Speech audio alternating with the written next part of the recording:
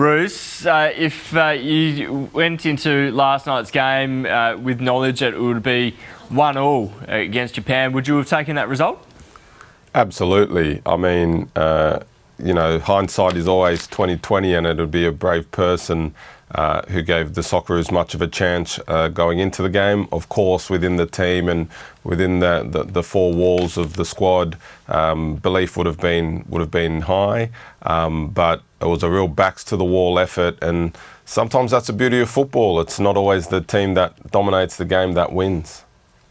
No, it certainly wasn't Australia's perfect game. I mean, they didn't have any shots on target, and they didn't really dominate possession. They only had about 33% of possession for the whole game. Do you see that as a bit of a worry going into the final two games of the qualifying phase?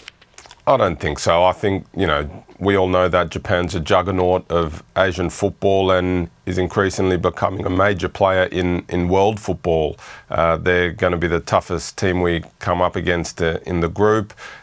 You're playing away, as you said earlier, never won in Japan anyway.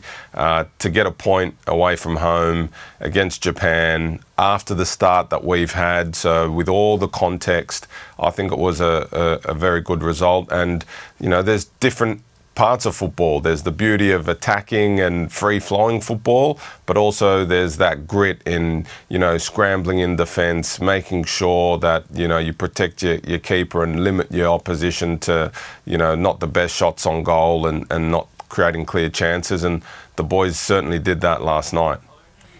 Bruce, Saudi Arabia and Bahrain played this morning. It was a 0-0 draw. How much does that help the Australians going into or looking for direct qualification?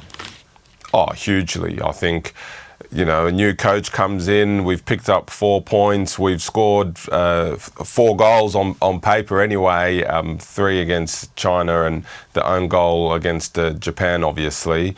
We're right back in it. We started this round of qualifiers in the doldrums in second last. Now we're sitting, I wouldn't say sitting pretty, but our chances are just as good as what we would have liked.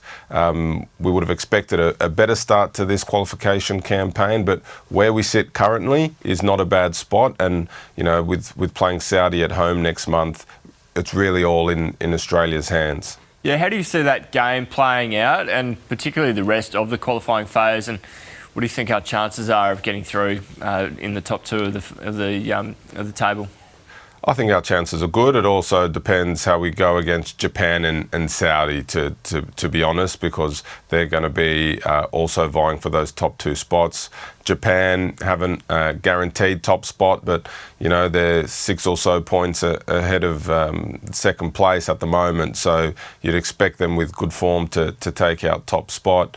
It'll really be a battle for second. I see that between the Socceroos and Saudi Arabia. That game in Melbourne next month is going to be absolutely huge. At home, we have to get all 3 points against Saudi Arabia. That would set us up nicely. Failure to do that, and I think it might be nail-biting for the remainder of the qualification campaign. Yeah, it certainly could be. Bruce, I love your insight. Thanks for joining us this morning.